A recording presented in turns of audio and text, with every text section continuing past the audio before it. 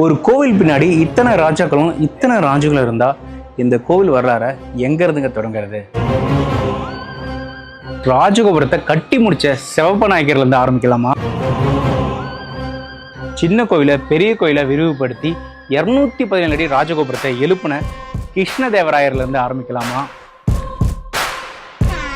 நம்ம அண்ணாமலையாருக்கு ரொம்ப நெருக்கமாகவும் இப்பவும் திருவண்ணாமலையில பெருமையா பேசப்படுற மன்னனான வல்லாள மகாராஜால இருந்து ஆரம்பிக்கலாமா? நம்ம கிளிகோபுரத்தை கட்டின ராஜேந்திர சோழன்ல இருந்து ஆரம்பிக்கலாமா? செங்கல் இருந்த கருவறைய கருங்கல் கருவறையா மாத்தி ஆலயத்தை எழுப்பின ஆதித்ய சோழன்ல இருந்து ஆரம்பிக்கலாம். எங்க இருந்துங்க ஆரம்பிக்கலாம்? சோழன்ல இருந்தே ஆரம்பிக்கலாம். நெக்ஸ்ட் வீடியோல இருந்து மறக்காம நம்ம சேனல் திருவண்ணாமலை கிங்டமை ஃபாலோ பண்ணிக்கிறேன்.